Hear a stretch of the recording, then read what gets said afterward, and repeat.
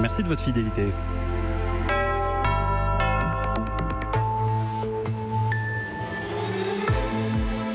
Europe Matin, votre matinale info sur Europe 1. Julien Pierce. Et le journal de 8h est présenté par Sophie Tussaud. Bonjour Sophie. Bonjour Julien, bonjour à tous. Ce sont des images qui ont fait le tour de la toile ce week-end. Une jeune femme violemment giflée alors qu'elle répondait à l'homme qui la harcelait. Elle a choisi de publier la vidéo de son agression. À la une également, Sophie. La galère continue à la gare Montparnasse. Un train sur deux ce matin. RTE a bon espoir que le trafic revienne rapidement à la normale. La suite de l'affaire Benalla, l'entourage de Gérard Collomb auditionné aujourd'hui devant la commission d'enquête du Sénat. Les vols de montres de luxe explosent de plus de moitié en un an. C'est une information Europe 1. Et puis avec la fin du Tour de France, Sylvain Chavanel, le vétéran de la Grande Boucle, prend sa retraite. C'est l'image choc de ce week-end. Une femme victime de harcèlement de rue, violemment giflée par son agresseur. La vidéo tourne en boucle sur les réseaux sociaux. Ève Roger, qu'est-ce qui s'est passé ?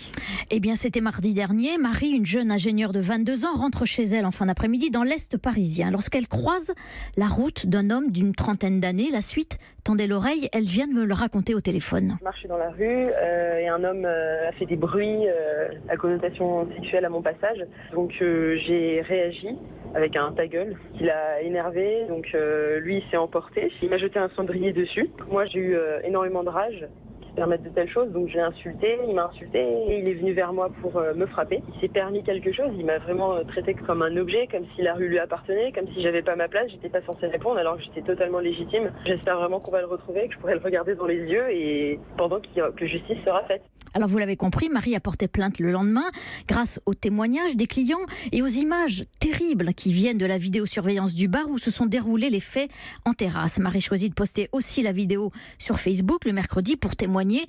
Alors si l'homme n'a toujours pas été retrouvé, la jeune femme, elle, est devenue depuis l'une des porte-paroles des victimes non seulement de harcèlement de rue mais aussi d'agression physique d'un homme sur une femme dans l'espace public. Merci Ève Roger, chef du service société d'Europe 1. Et à la suite de ces images, Marlène Schiappa a réagi dans les colonnes du Parisien. La secrétaire d'État à l'égalité femmes-hommes s'est déclarée outrée mais pas surprise. Et elle confirme qu'à compter de cet automne, les auteurs de harcèlement de rue seront bien sanctionnés par une amende. 8h et bientôt 3 minutes sur Europe 1. Nouvelle journée difficile à la gare Montparnasse. Seulement un train sur deux est prévu. Il y a des perturbations à la suite de l'incendie vendredi du poste électrique d'Issy-les-Moulineaux. RTE envisage une nette amélioration et prévoit la fin des travaux aujourd'hui. Si les tests sont concluants, le trafic pourrait revenir à la normale au mieux aujourd'hui. Dans le cas contraire, à partir de demain. Et depuis ce week-end, les départs en vacances sont compliqués, mais également les retours, comme pour Guillaume qui galère et qui voudrait bien rentrer chez lui à Nantes. Je vais prendre mon train hier matin à Toulouse, il a été supprimé, donc j'ai dû me rabattre sur un bus. Donc j'ai pris un bus hier soir à 21h15 à Toulouse. Là, je suis arrivé ce matin à 6h05 à Paris-Bercy. Après j'ai pris le VER jusqu'ici et j'attends mon train pour Nantes. J'ai demandé confirmation, il est bien, il marche, il roule. Je suis mort, j'ai dormi 3 heures même pas, donc je suis fatigué. Et puis je sais que c'est pas de leur faute, mais malheureusement, pas le choix, quoi. On fait avec. C'est une grosse galère. Mon billet est remboursé intégralement, c'est une bonne chose. Un témoignage recueilli pour Europe 1 par Caroline Philippe.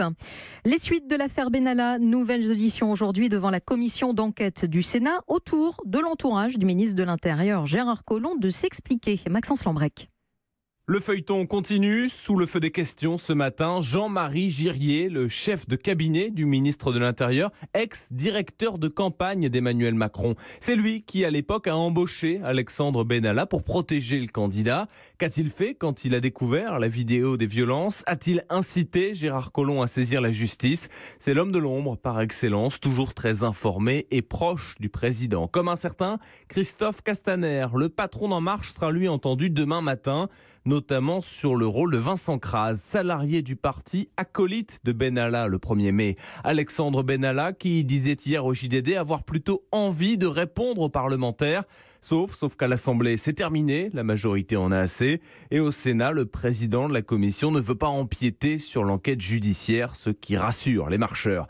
Des marcheurs qui feront bloc demain à l'Assemblée contre les 2 motions de censure du gouvernement. Elles n'ont aucune chance d'aboutir, alors la majorité espère y voir le clou du spectacle. Maxence Lambrec du service politique d'Europe 1 et demain c'est Christophe Castaner, le patron d'En Marche, qui s'expliquera devant la commission d'enquête du Sénat. 8h05 sur Europe 1, on en vient à l'un des plus grands mystères de l'aviation. Qu'est-il arrivé au vol MH370 disparu des écrans radars le 8 mars 2014 ? Près de 4 ans après la disparition de ce vol MH370 de Malaysia Airlines, les autorités malaisiennes rendent aujourd'hui leur rapport final. L'avion qui devait rallier Pékin à Kuala Lumpur est sorti pour une raison inexpliquée des radars. 239 personnes étaient à bord, en majorité des Chinois. 4 Français faisaient également partie des passagers. Pierre Herbulot, pour l'instant, seules les familles des victimes ont consulté ce rapport et elles n'apprennent rien de nouveau. Non, rien du tout. Et les quelques familles qui s'étaient rassemblées pour lire les 1500 pages de ce rapport semblent désemparées. Sur les réseaux sociaux, elles apparaissent fatiguées de ne toujours pas savoir ce qui s'est passé 4 ans après le crash. Ghislain Watrelot a perdu sa femme et 2 de ses enfants dans l'accident. Il s'était préparé à ne rien découvrir de neuf. Je n'ai jamais attendu quoi que ce soit de l'enquête officielle, puisque je sais depuis la première semaine qu'on me ment. Ça fait plus de 4 ans qu'il se passe rien, ça fait plus de 4 ans qu'on fait semblant de chercher, ça fait plus de 4 ans qu'on lance des fausses pistes. Donc ce rapport, ce sera un énième rapport qui ne nous apprendra rien. Moi, la seule enquête dans laquelle je crois, c'est l'enquête qui est menée par des juges français qui font bien leur boulot, qui ont beaucoup de mal à avoir des informations, malheureusement, parce qu'on ne veut pas leur donner. Ça m'agace un peu qu'on sorte un rapport final alors qu'on n'a aucune réponse, oui. Sauf que ce ne sera peut-être pas le dernier rapport. En fin de compte, le mot final prononcé par le ministre des Transports malaisien il y a 15 jours n'a pas été écrit sur le document, ce qui laisse la porte ouverte à de nouvelles publications à l'avenir, voire même à une reprise des recherches, comme l'ont encore demandé les familles des disparus ce matin. Merci Pierre Herbulot. Après les violents feux de forêt de l'automne dernier, la Californie est à nouveau dévastée par les incendies. Les feux sont attisés par le vent et la sécheresse. Au moins 6 personnes ont été tuées.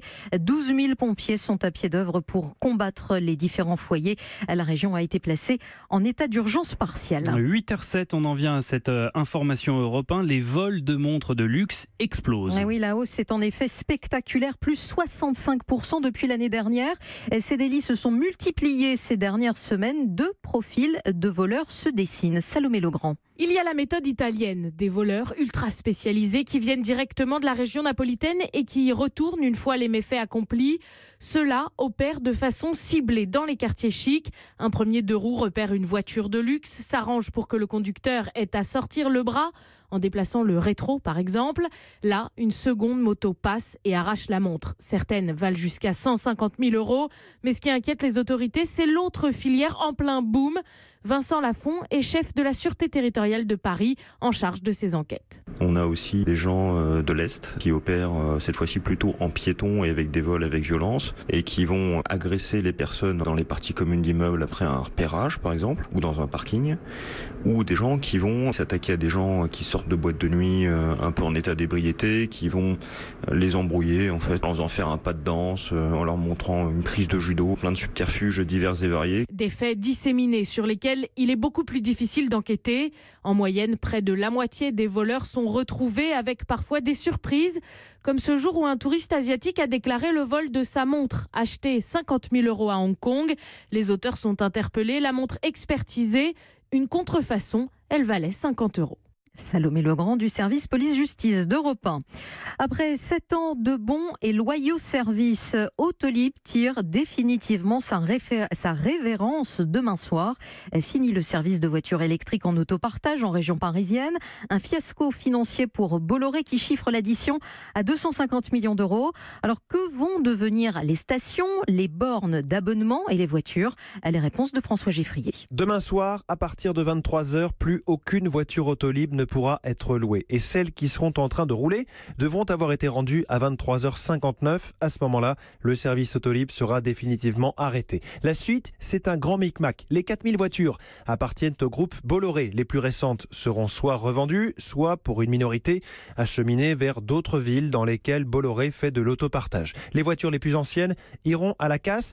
Et là, des questions se posent sur les batteries de ces véhicules. Elles sont d'une technologie spécifique à Bolloré, qui affirme qu'elles fonctionnent toujours parfaitement, mais avec les progrès réalisés depuis quelques années, pas sûr qu'elles soient réutilisées ailleurs, car elles risquent d'être tout simplement dépassées. On sait simplement que la loi impose de recycler 50% d'une batterie. Ensuite, il y a les 1100 stations Autolib avec les bornes électriques. Ça appartient à chacune des communes sur lesquelles c'est implanté. Certaines vont garder les prises. D'autres, comme hier dans l'Essonne, ont déjà décidé de retransformer les places de stationnement Autolib en places classiques où l'on pourra garer n'importe quelle voiture. François Geffrier du service économie d'Europe 1. 8h10, on passe au Tour de France. Et l'édition 2018 s'est achevée hier avec la victoire de Geraint Thomas. Le Gallois gagne le maillot jaune à l'issue d'une ultime étape remportée par le Norvégien Alexander Kristoff. Il succède à Chris Froome. Le premier Français, Romain Bardet, se classe 6e. Et cette grande boucle sonne également la retraite pour Sylvain Chavanel. Il était le vétéran de ce Tour de France, son 18e, un record absolu. Il a annoncé hier à la fin de sa carrière de cycliste professionnel. Ce que je retiens de mon dernier Tour de France, c'est que j'étais sur l'avant de différentes étapes, donc j'ai pu prendre du plaisir. J'ai retrouvé ma carte de baroudeur de mes débuts. C'est un petit pincement au cœur parce que c'est beaucoup d'investissement, beaucoup de sacrifices encore et je vais me reposer. C'est une page qui se tourne, c'est 20 ans d'une vie où on fait toujours la même chose, un quotidien permanent. Je vais me poser avec mon épouse, mes enfants et on va réfléchir à l'avenir. Mon rêve étant gamin, mon rêve c'était de faire le Tour de France. Et voilà, on connaît tout le chemin. Et aujourd'hui, j'ai un rêve, c'est de participer une fois au Paris-Dakar. Donc, c'est à moi de travailler là-dessus pour un jour, pourquoi pas, avoir une voiture et puis me lancer dans cette belle aventure qui est le Paris-Dakar aussi. Sylvain Chavanel au micro, Europe 1 de Marguerite Lefebvre. Et dans quelques minutes, nous ferons le bilan de cette édition 2018 avec le directeur du Tour, Christian Prudhomme, sera mon invité à 8h15. Durant les vacances d'été, quoi de mieux que d'aller à la plage? Oui, mais la plage propre. Et pour cela, les vacances écolo séduisent de plus en plus. Cette année, 399 plages sont classées pavillon bleu, qualité de l'eau, poubelles de tri. Certaines sont aussi militantes. Reportage à la plage de la Presqu'île de Saint-Mandrier dans le Var de Mélanie Nounès. Une pinède sur des dizaines de kilomètres qui entourent une plage de sable fin. Ici, les moyens ont été mis en place pour protéger le littoral sauvage. William, du syndicat du Trichy-Tomate, alerte les vacanciers. Il n'y a pas trop de barres d'immeubles, il n'y a pas trop de bétonnage, il y a des pins, il y a une plage de cailloux. Donc je ne veux pas avoir de sacs en plastique par terre. Des dizaines de sacs en plastique tapissent le fond de l'eau et des centaines de mégots enfouis dans le sable. On leur distribue des cendriers de plage qui sont très faciles à ouvrir.